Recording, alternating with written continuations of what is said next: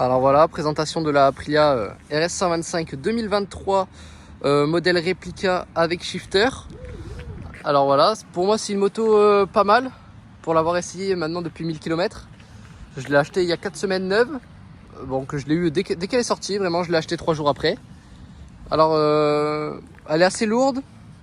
Bon, elle est puissante, les chevaux classiques quoi. 14 chevaux il me semble. J'ai pris 136 km/h avec en descente avec le vent de dos. Bon, c'était il y a à peu près 2 semaines, donc je devais être à 600 bornes sur le rodage, donc j'étais encore en rodage. Voilà, donc je fais cette vidéo là parce que demain je vais à Montpellier faire la vidange, donc pour voir le avant-après en termes de bruit, tout ça. Alors ici, il y a le capot de selle qui est offert quand on achète la moto, donc il y a une selle, je vous la mets juste là si je la trouve. Pour la plaque, support de plaque long. Hop, voilà, je vais essayer de zoomer dessus. Support de plaque long, je trouve pas ça joli, je vais pas vous mentir. En ce qui est du shifter, alors le shifter il est juste là. Alors on a le shifter juste à la montée, à la descente, je vous avoue jamais essayé, mais je crois pas qu'il y ait, je crois qu'il y a que à la montée. Donc le design avec tous les sponsors dessus. La tête, ça donne ça. Donc une tête assez agressive, hein, vraiment sportive. En termes de hauteur, elle est pas très haute. Vraiment une petite moto. Enfin une petite moto. Ouais, elle est quand même grosse comparée à une 50. Mais pour une 125, c'est une petite moto. Enfin une grosse moto. Enfin, je me perds, vous m'avez compris. Pour ce qui est l'arrière, donc ça donne ça. Voilà. Avec les petits rappels de l'Italie et des couleurs d'Aprilia. Voilà. Alors je vais vous faire écouter le son. Hop. Alors ça c'est le son d'origine. Donc voilà, faut savoir que le pot d'échappement se situe en dessous. Avec les chicanes tout d'origine. J'ai rien touché encore. Le son d'origine ça donne ça. Ouais, vous voyez que je monte pas du tout dans les tours. Voilà. Bon, je vais éteindre si on n'entend rien.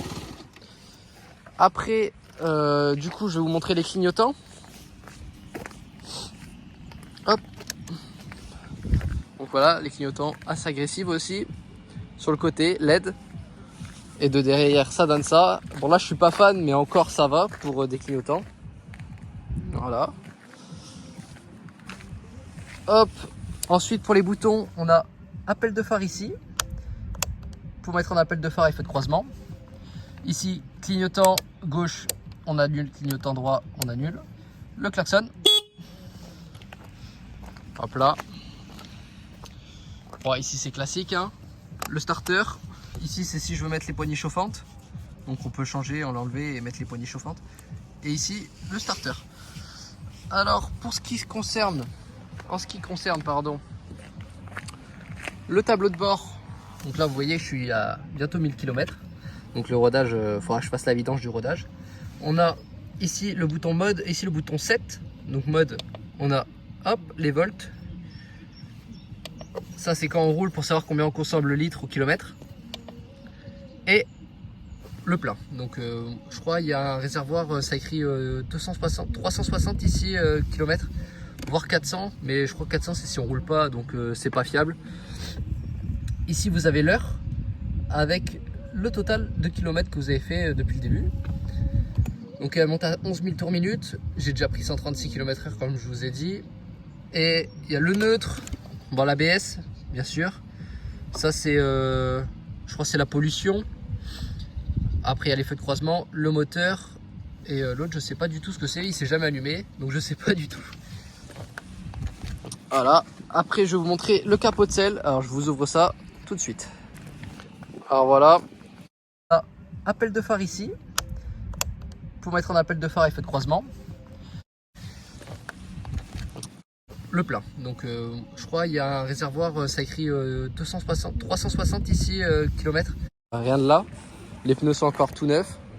Donc si vous voulez une vidéo où je teste la moto pour que vous voyez si elle se manie facilement ou pas, malgré que ce soit une moto, c'est un vrai vélo, malgré son poids. Franchement, je trouve qu'elle se conduit assez facilement. C'est très instinctif quoi, on n'a pas peur de se pencher. Le seul défaut que je pense, c'est le pneu arrière. Sur les bandes blanches, je sens souvent que ça dérape le matin quand c'est un peu humide.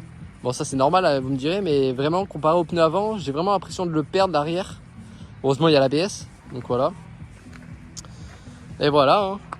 N'hésitez pas, si vous avez des questions j'y répondrai. Et voilà. En ce qui concerne le casque, bon, moi j'ai pris un casque Exo 520 de chez Scorpion parce que je trouvais que en termes de couleur c'était exactement le même rouge que la moto. J'ai mis une petite GoPro à l'avant, voilà. Et voilà, donc cette moto je l'ai achetée au Motopark à Montpellier, donc enfin à Mogio, chez Aprilia directement. Franchement ça n'a pas été très compliqué de l'acheter. Voilà, livré assez rapidement, je l'ai commandé et je l'ai reçu quasiment 2-3 semaines après. Donc franchement ils sont assez rapides, sachant que je l'ai eu neuve en plus. Donc voilà, donc vous voyez il y a encore les petites traces de l'usine. Donc voilà. Bon bonne journée à tous les gars, ciao.